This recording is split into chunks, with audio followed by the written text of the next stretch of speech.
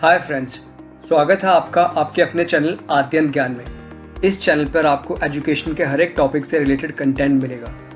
तो अगर आपने अभी तक हमारे चैनल को सब्सक्राइब नहीं किया तो प्लीज़ इसे सब्सक्राइब कीजिए और नीचे दिए गए बेल आइकन पर जाके क्लिक करें ताकि आपको हमारे वीडियोस की नोटिफिकेशन टाइम पे मिलते रहे। हाय फ्रेंड्स, एक बार फिर से शुरू करते हैं आज का हिस्ट्री क्विज। जैसा कि आपको पता है, इसमें आपके पास होंगे 10 सवाल। हर एक सवाल के 4 ऑप्शंस, 3 गलत 1 सही, और हर एक सवाल के लिए आपके पास 5 सेकंड का समय। सो विदाउट फर्दर डू चलिए शुरू करते हैं। आपका पहला क्वेश्चन आपकी स्क्रीन पर आएगा अब। Which was the important trade centre of ancient India on the trade route connecting Kalyan with Vengi? यानी कि वो इम्पॉर्टेंट ट्रेड सेंटर कौन सा था एंशंट इंडिया में जो कि ट्रेड रूट पे था कल्याण और वेंगी के बीच में? आपके ऑप्शंस हैं ए टगारा, बी श्रीपुरा, सी त्रिपुरी या फिर डी ताम्रलिप्ति। आपका समय शुरू होता है अब।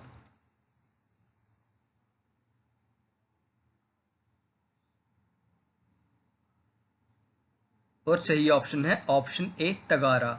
आगे बढ़ते हैं सेकंड क्वेश्चन की तरफ। Ancient Indraprastha was capital of which of the following mahajanapada? यानी कि प्राचीन इंद्रप्रस्थ इनमें से कौन से महाजनपद की कैपिटल यानी कि राजधानी थी? आपके ऑप्शंस है ए कुरु, बी मत्स्य, सी पांचाल या फिर डी वज्जी। आपका समय शुरू होता है अब।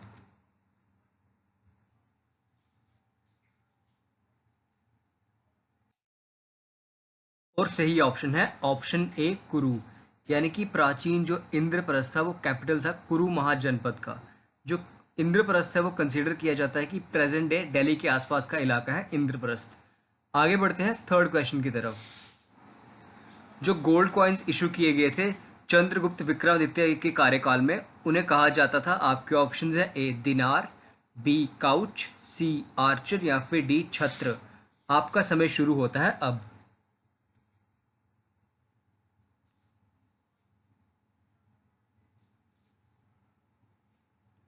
और सही ऑप्शन है ऑप्शन ए दिनार।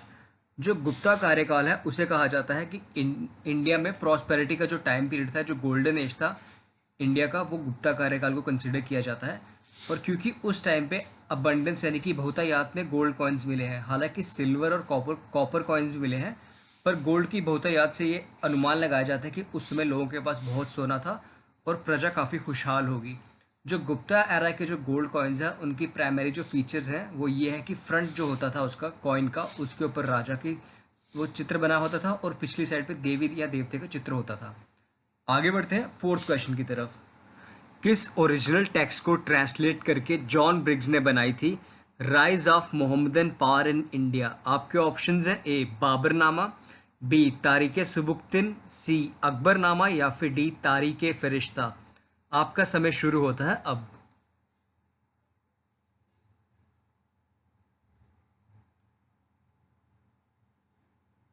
और सही ऑप्शन है ऑप्शन डी तारीख फरिश्ता। आपकी इंफॉर्मेशन के लिए आपको बता दें कि फरिश्ता जिनका पूरा नाम था मोहम्मद कासिम शाह, वो एक पर्शियन ओरिजिन के हिस्टोरियन थे जो कि डेक्कन सल्तनत में उनके कोर्ट हिस्टोरियन थे। आगे बढ़ते हैं फिफ्थ क्वेश्चन की तरफ। जो कॉइन्स इल्तुमिश के द्वारा इशू किए गए थे उन्हें किस कैटेगरी में रखा जा सकता है?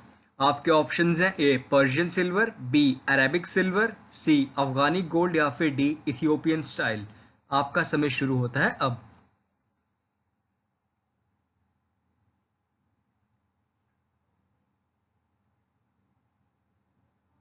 और सही ऑप्शन है ऑप्शन बी अरेबिक सिल्वर।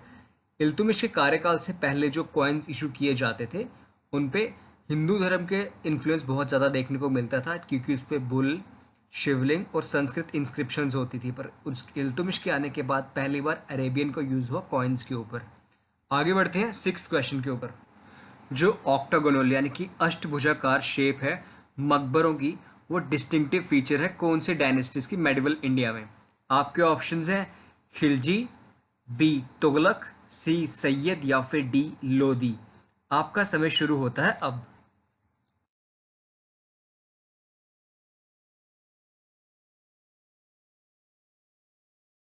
और सही ऑप्शन है ऑप्शन डी लोदी।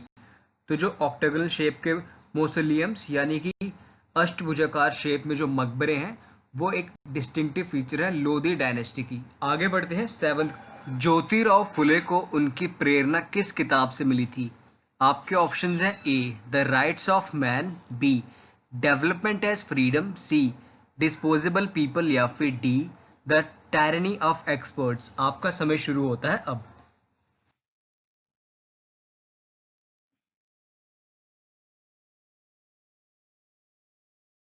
और सही ऑप्शन है option A the rights of a man. The rights of a man किताब लिखी गई थी थॉमस पेन के द्वारा।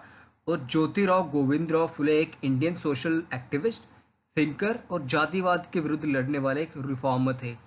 आगे बढ़ते हैं 8th क्वेश्चन की तरफ। हिंदू विडोज रीमैरिज एक्ट पास किया गया था किस साल में? आपके ऑप्शंस हैं ए 1829, बी 1835, सी 1842 या फिर डी 1856। आपका समय शुरू होता है अब।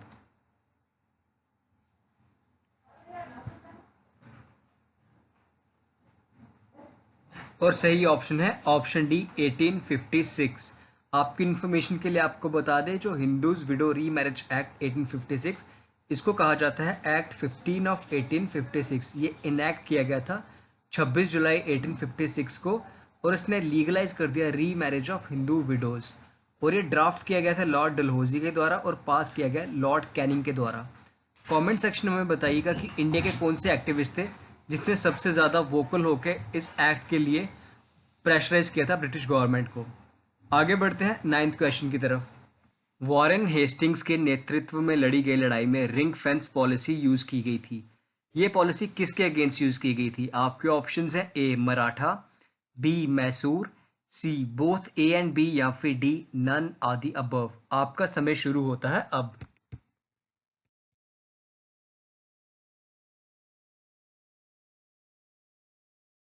और सही ऑप्शन है option C both A and B. आगे बढ़ते हैं 10th यानी कि आज के लास्ट क्वेश्चन की तरफ।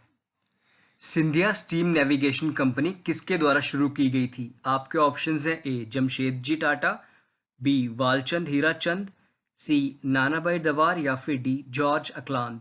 आपका समय शुरू होता है अब।